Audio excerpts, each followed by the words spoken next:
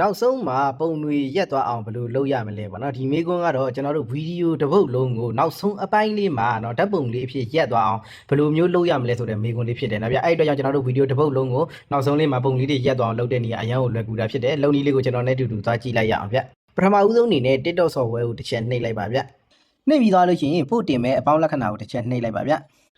နှိပ်ပြီးသွားလို့ရှိရင်ကျွန်တော်တို့ကအစင်းသင်းပြင်ထားတဲ့ဗီဒီယိုတစ်ပုဒ်ကိုယူမှာဖြစ်တဲ့အတွက်ကြောင့်ကျွန်တော်ပြတဲ့နေရာလေးကိုတစ်ချက်နှိပ်လိုက်ပါဗျအစင်းသင်းပြင်ထားတဲ့ဗီဒီယိုလေးတစ်ပုဒ်ကိုနှိပ်လိုက်ပါဗျနှိပ်ပြီးသွားလို့ရှိရင်အောက်မှာရှိနေတဲ့ next ကိုတစ်ချက်နှိပ်လိုက်ပါဗျနှိပ်ပြီးသွားလို့ရှိရင်ဒီတတိယခလုတ်ကလေးဖြစ်တဲ့ edit ခလုတ်ကလေးကိုတစ်ချက်နှိပ်လိုက်ပါဗျနှိပ်ပြီးသွားလို့ရှိရင်ကျွန်တော်တို့ကဗီဒီယိုကိုနောက်ပိုင်းလေးပဲရက်မှာဖြစ်တဲ့အတွက်ကြောင့်ဒီမှာနော်ဒီတိုင်းလေးနောက်ကိုဖြည်းဖြည်းလေးဆွဲသွားလိုက်ဆွဲသွားပြီးသွားလို့ရှိရင်ဒီမှာကိုရက်ချင်တဲ့နေရာလေးကနေပြီးတော့ဗောနော်ဒီမှာအပေါ်ဗီဒီယိုတိုင်းလေးကိုတစ်ချက်နှိပ်ပြီးသွားလို့ရှိရင်ဒီအောက်နန်းလေးမှာရှိနေတဲ့ split ဆိုတဲ့ button လေးကိုတစ်ချက်နှိပ်လိုက်ပါဗျနှိပ်ပြီးသွားလို့ရှိရင်ကျွန်တော်တို့ဒီအောက်တန်းလေးကိုဒီဘက်ကိုတစ်ချက်ဆွဲလိုက်ပါဗျ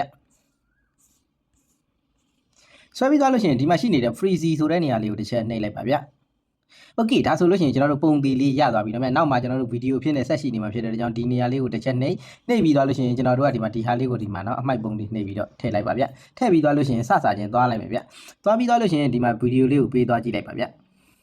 Okay အစမှာတော့ဒီမှာနော်ဗီဒီယိုလေးအကကလေးနဲ့လာမယ်။နောက်ဆုံးမှာတော့ဓာတ်ပုံလေးကသူ့အလိုလိုရက်သွားမှာဖြစ်ပါတယ်ဗျ။ Okay ဒီမှာနော်ဗျသူ့လိုပုံလေးရက်သွားပြီနော်ဗျအားလုံးပဲအဆင်ပြေကြပါစေဗျနောက်ထပ်လည်းနီးပညာအချက်လက်ကောင်းကောင်းလေးတွေတင်ပေးဦးမှာမို့ကျွန်တော်ကို follow ထားဖို့လည်းမမေ့နဲ့နော်ဗျ